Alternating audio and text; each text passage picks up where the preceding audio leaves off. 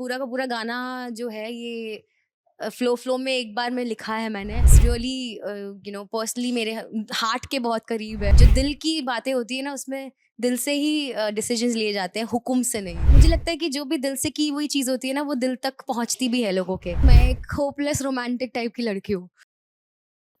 सबसे पहले आपसे जानना चाहेंगे कि हाथ वाली बाजा बाजी का टाइटल काफी इंटरेस्टिंग है। तो इसमें आपका पर्सनल टच कितना है?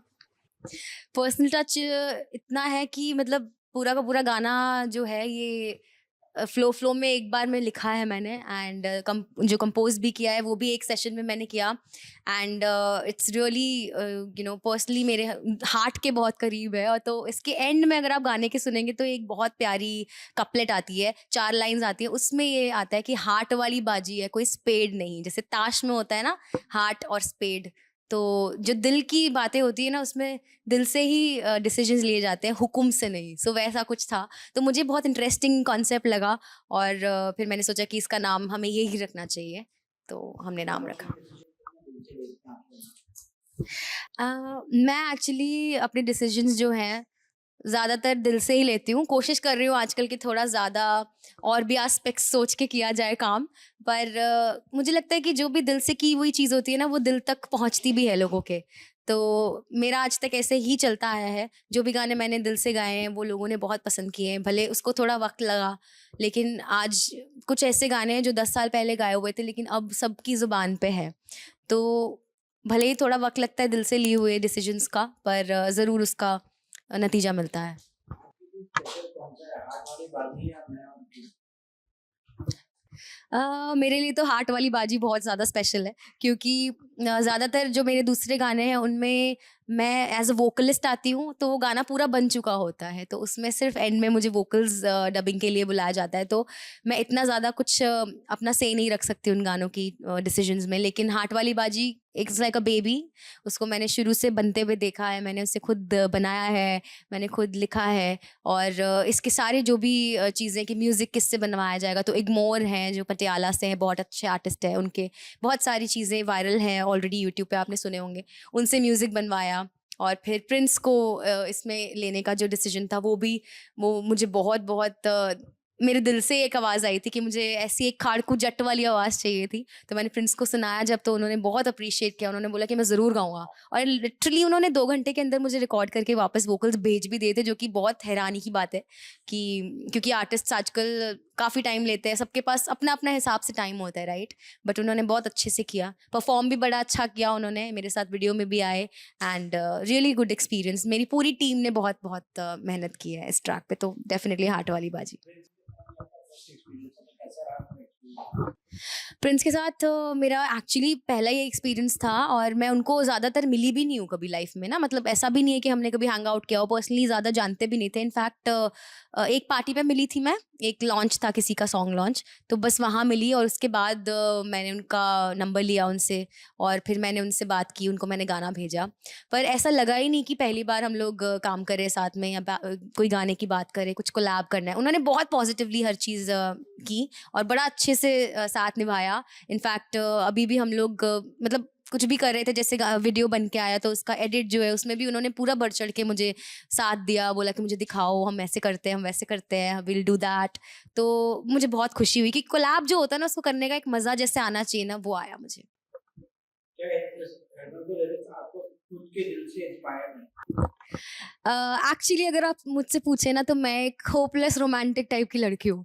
तो जो भी मतलब जब भी मैं इस तरह की कोई बात होती है या प्यार मोहब्बत के कोई गाने बनाने होते हैं ना, तो मैं मोस्टली ऐसे ही गाने बना पाती हूँ कि एक लड़की है जो प्यार में पागल हो रखी है। जैसे मेरा एक गाना था कमली, नी में कमली यार दी कमली। तो अ, मुझे ऐसा लगता है कि इसमें भी वही वाली फीलिंग आई है। और मोस्टली मेरे सब गानों में ऐसी फीलिंग आती है कि जिसमें शायद मैं एक कहते हैं कि नहीं, अडोरर एक होता है, एक हर एक रिलेशनशिप में एक अडोरर होता है, एक अडोर्ड होता है, जो प्यार करने वाला होता है ज़्यादा और प्यार लेने वाला। तो मैं प्यार करने वालों में से हूँ, तो मैं खुल के करती हूँ, मैं खुल के अपने फीलिंग्स को जो है अपने लिरिक्स में डाल देती हूँ। एंड अच्छा भी लगता है सबको। तो आई थिंक मुझे एक रियल वाली फीलिंग होती है, क्योंकि बहुत सारी लड़कियां ऐसी होंगी ना मेरी तरह, तो शायद वो रिलेट कर पाती कि हाँ यार, मेरी भी ऐसी ही है हालत। सो इसलिए मैं ऐसे लिखती हूँ। आप रोमांटिक सॉन्ग्स के लिए फेमस हैं, आपको हार्ट ब्रेक सॉन्ग बनाना ज़्यादा पसंद है या डबफुल सॉन्ग्स? एक्चुअली ना मेरी पसंद नापसंद की कोई बात ही नहीं है। जब जैसा वाला मूड चल रहा होता है लाइफ में, जो कुछ चल रहा होता है, ज़रूरी नहीं कि मेरी ही लाइफ में, मैं आसपास मेरे दोस्तों की या फिर आसपास जो भी चल रहा होता है उसको सुनती हूँ, उन चीज़ों को, सिचुएशंस को देखती हूँ, उससे इंस्पायर होके मुझे जो भी दिमाग में दिल में आता है मैं लिखती हूँ, मैं गाना बनाती हूँ। हार्ट वाली बाजी का कॉन्सेप्ट आपके दिमाग में कैसे आया?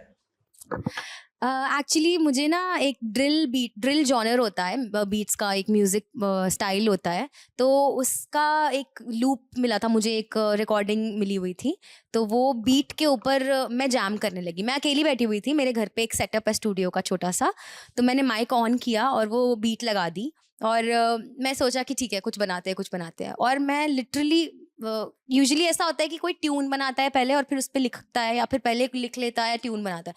ये ट्यून भी साथ में बनी और लिरिक्स भी साथ में ही मेरे मुंह से मतलब निकलते गए और मैंने रिकॉर्डर ऑन रखा। मैंने सोचा बाद में देखी जाएगी कि इसका करना क्या है। तो ये सारा का सारा गाना लिटरली 1 घंटे के अंदर ऐसे ही एक ही गो में निकल गया मेरे मुंह से, और फिर बाद में मैंने सुना तो मैंने बोला यार सारे पार्ट्स अच्छे लग रहे हैं, कुछ भी हटाने जैसा लग नहीं रहा है। तो लिटरली ऐसे होता है ना, कभी कोई आमद होती है या कोई ब्लेसिंग होती है प्रोबेबली, तो ये इस तरह से आया है। क्या आपको लगता है इंडिपेंडेंट आर्टिस्ट को बॉलीवुड के सिंगर्स जितना एक्सपोजर नहीं मिलता है, ये है या नहीं? मुझे ऐसा लगता है कि बॉलीवुड जो है वो बहुत ही वास्ट है और दुनिया भर में लोग फ़िल्में देखते हैं हिंदी, और इंतज़ार रहता है कि कब फ़िल्म आएगी, और हमारे जो एक्टर्स भी हैं वो भी बहुत उनको प्यार मिलता है, और स्टार्स हैं पूरी दुनिया भर में, तो उनके बहुत सारे फ़ैन्स हैं। तो डेफ़िनेटली एक फ़िल्म में जब आप गाना गाते हैं तो एक बड़ा एक्सपोज़र होता है, क्योंकि ऑलरेडी उनकी एक बहुत बड़ी ऑडियंस होती है। लेकिन एक इंडिपेंडेंट आर्टिस्ट जो होता है वो ज़ीरो से शुरू करता है, स्क्रैच से शुरू करता है, उसको हर चीज़ अपने आप करनी है, उसको रिकॉर्डिंग भी खुद करनी है, म्यूज़िक खुद बनाना है, वीडियो खुद बनाना है, प्रमोशंस खुद करने हैं।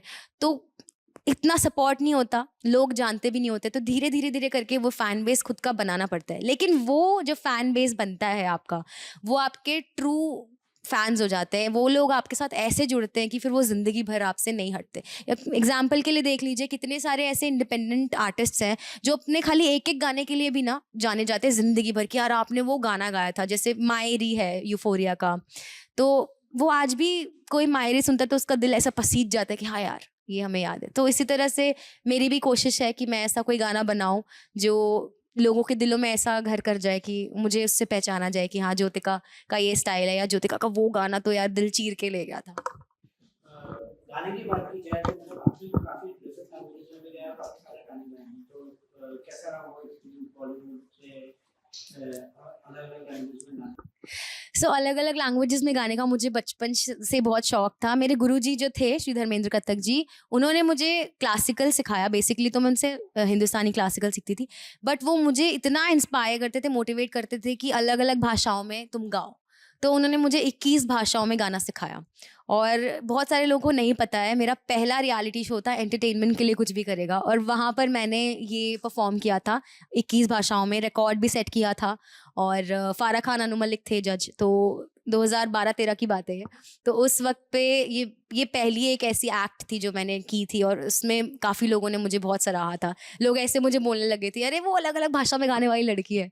सो ये मुझे बहुत काम भी आता है, क्योंकि अलग-अलग भाषाओं में गाने, अभी जैसे मैंने इटालियन में गाना गाया है, तो कोई भी कंपोज़र मुझे ईज़िली बोलता है ना कि आप गा लोगी क्या? तो मैं उनको बोल देती हूँ कि हाँ जी, मैं गा सकती हूँ।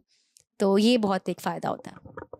जैसे लेजेंडरी सिंगर्स के हम लोग इंट्रोड्यूस करते हैं तो उसमें हम कहते हैं कि मतलब कि आजकल ऑटो ट्यून और ग्लैमरस वीडियोस के बिना आजकल के गाने नहीं चलते हैं, तो हार्ट वाली बाजी उनसे कैसे अलग है? देखिए, बहुत सारे ऐसे गाने होते हैं जिनको एक्चुअली मतलब ज़रूरत ही नहीं होती है, कि बाद में वीडियो बनाई जाती है, सिर्फ़ ऑडियो पहले ड्रॉप किया जाता है, तो ये अलग-अलग लोगों की चॉइस होती है।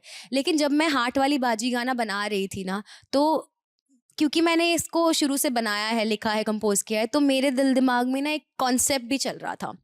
तो ऐसा नहीं है कि हम लोग को एक वीडियो नहीं भी बनाते तो चलता। वो कॉन्सेप्ट जो था वो मुझे ऐसा लग रहा था कि उसको भी निकालना चाहिए, उससे बनाना चाहिए, तो इस गाने को एक और मीनिंग मिलेगा। तो इसलिए हमने वीडियो भी बनाई है और डेफ़िनेटली अगर आप देखेंगे तो उसमें हमने बहुत प्यार से बनाई है, बहुत मेहनत की है पूरी टीम ने एंड वो भी एक आर्ट फ़ॉर्म है। तो मैं ये नहीं सोचती कि ग्लैमरस वीडियो होगा तो मेरे गाने को पुश मिल जाएगा या मेरा गाना मैंने इसलिए बनाया है ताकि मैं उसको अच्छे से इमोट कर पाऊँ, जो भी एक्सप्रेशंस मैं अपने गाने के थ्रू देना चाहती थी, वो मैंने उसमें दिए हैं। आप एक सक्सेसफुल फीमेल प्लेबैक सिंगर हैं क्या? इंडस्ट्री में अभी भी फीमेल सिंगर्स को मेल सिंगर्स के मुकाबले काम मौका मिलता है?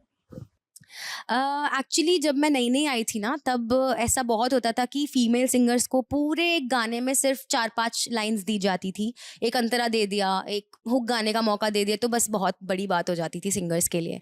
तो वो वक़्त जो था मुझे ऐसा लगता था कि थोड़ा एक्साइटिंग कम था क्योंकि एक आप इतना ज़िंदगी भर मेहनत करके यहाँ पर आप आते हैं कि हमें एक मौका मिले और फिर आप उतना उतना छोटा पार्ट गाते हैं। बट मैं बहुत लकी हूँ इस मामले में क्योंकि मैं शुरू से ही जब भी आई इंडस्ट्री में तो आपने मेरे गाने सुने होंगे पल्लव लटके, तो उसमें एक रैप का जो पार्ट है सिर्फ़ खाली वो मेल का है और एक हुक जो है वो बहुत ही छोटा पार्ट मेल का, बाकी सारा सोलो गाना था।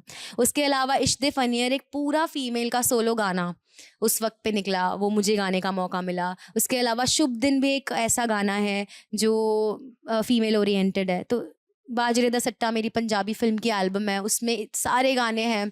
तो मुझे म्यूज़िक बेस्ड गाने गाने का मौका मिला है। मतलब ऐसा नहीं है कि हाँ, बस एक सिचुएशन है तो उसमें छोटा-सा पार्ट दे दिया और हो गया। नहीं, मुझे पूरा जी भर के गाने का मौका मिला है। So I am really really excited and always happy to sing such songs. क्या आपने कभी फील किया कि आपकी आवाज़ किसी हीरोइन के चेहरे पे फिट नहीं बैठती या इस वजह से आपको रिजेक्ट किया गया? जब से मैं मुंबई आई हूँ ना तब से ऐसा मैंने फ़ील नहीं किया। मुझे ऐसा लगता था कि मैं आपको एक्चुअली थोड़ा-सा पीछे जाते हैं। जब मैं ना 7th-8th क्लास में थी ना, तब मुझे ऐसा लगता था कि यार मेरी आवाज़ पता नहीं क्यों बच्चों जैसी लगती है बिकॉज़ ऑब्वियसली मैं छोटी थी, मैं बच्ची थी। तो मैं हीरोइन की मतलब आवाज़ बन पाऊँगी, प्लेबैक कर पाऊँगी क्योंकि सूट भी तो होनी चाहिए। तो उस वक़्त मुझे ऐसा फ़ील होता था। तो मेरे गुरुजी मुझे बोलते थे कि शांत रह, हो जाएगा, जब तू बड़ी हो जाएगी तो सब ठीक हो जाएगा, अच्छी हो जाएगी, आवाज़ बड़ों जैसी हो जाएगी। तो फिर जब मुंबई आई और बहुत सारा रिकॉर्डिंग्स मैंने की, मैंने मेरी आवाज़ को पहचाना, बहुत तरह के गाने गाए, तो बहुत ज़्यादा एक्चुअली ग्रोथ हुई उसमें और फिर ऐसे होने लगा कि मैं जिसके लिए भी गाने लगी, तो वो ऐसा लगता था कि उसी सिंगर मतलब उसी आर्टिस्ट ने गाया हुआ है।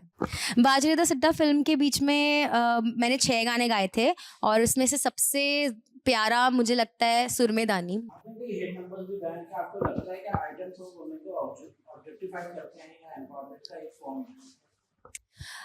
मुझे बहुत सारे आइटम सॉन्ग्स गाने का मौका मिला है और मैं हमेशा बहुत खुश होती हूँ कि जो भी गाने मैंने गाए हैं टच वुड वो हमेशा म्यूजिकली भी उतने ही स्ट्रॉन्ग होते थे, लिरिकली भी एक स्टोरी कहते थे, ना कि सिर्फ एक तुकबंदी और ना ही सिर्फ वीडियो में ऑब्जेक्टिफाई करने के लिए होता था हीरोइन को।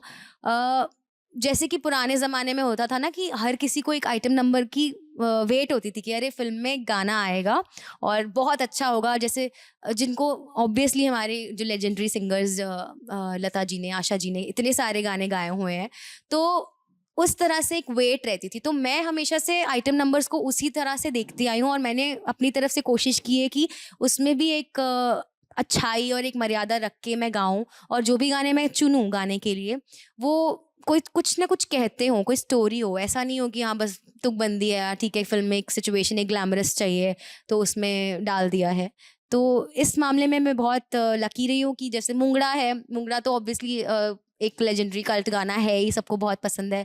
तो उसका रीमेक होना और फिर उतना प्यार मिलना पूरी ऑडियंस से क्योंकि यूजुअली ऐसा होता है कि बहुत ही रिस्की हो जाता है कि लोग बोलते हैं यार ख़राब कर दिया, पहले वाला ज़्यादा अच्छा था। लेकिन मेरे वाले वर्ज़न को भी इतना ज़्यादा प्यार मिला है, तो मुझे लगता है कि बहुत मेरे लिए खुशी की बात है कि ऑडियंस इस तरह से एक्सेप्ट कर पाती है। हाँ, कभी मतलब कि जब एंटरटेनमेंट इंडस्ट्री में नए आए हैं तो बहुत सारी गलत फहमियां भी सामने लेकर आते हैं। मतलब कई सारे ये रहते हैं कि मतलब भैया आप अगर सिंगर हैं तो आप म्यूजिक लेवल में आपका गाना या आइडिया फॉलो किया है हुँ। और फिर आपको क्रेडिट नहीं दिया, तो कभी कुछ ऐसा हुआ है? मेरे साथ ऐसा नहीं हुआ है क्योंकि मैंने कभी भी लेबल के साथ एक कंपोज़र की तरह या लिरिसिस्ट की तरह अभी तक काम नहीं किया है। जो भी गाने मैं खुद लिखती हूँ, कंपोज़ करती हूँ, वो मैंने अपने ही लेबल पे रिलीज़ किए हैं। तो ऐसा हाँ, लेकिन मैंने सुना है कि कंपोज़र्स और लिरिसिस्ट के साथ होता है और ऑब्वियसली ऐसा नहीं होना चाहिए। अगर कोई आइडिया किसी का लिया जा रहा है तो बाकायदा उनको क्रेडिट मिलना चाहिए। तो ये तो है। लास्टली आप जानना चाहेंगे कि मतलब और ऐसे कौन-कौन से एक्टर हैं जिनके साथ आप गाना नहीं गाना चाहेंगे? मैं हमेशा बोलती हूँ कि मुझे दीपिका पादुकोण के लिए कुछ गाना है और अगर ऐसा मौका मुझे मिले तो मुझे बहुत खुशी होगी और आई थिंक बहुत अच्छा रहेगा एक जो कॉम्बिनेशन है एंड आवाज़ होपफुली सूट होगी। So I am waiting for that day. I would love to sing for her. So message मैं आपको इस गाने के थ्रू यही देना चाह रही हूँ कि जो प्यार होता है, जो सच्चा प्यार होता है ना, उसके आगे कोई भी अड़चन आती है ना तो वो जल्दी से दम नहीं तोड़ता। एंड मोमेंट तक यही कोशिश रहती है कि इस प्यार को किसी तरह से बचा लिया जाए। तो यही एक मैसेज है हार्ट वाली बाजी का। तो जो भी लोग इससे रिलेट कर पाते हैं वो ज़रूर मेरा गाना सुने और वीडियो भी देखें। तो थैंक यू।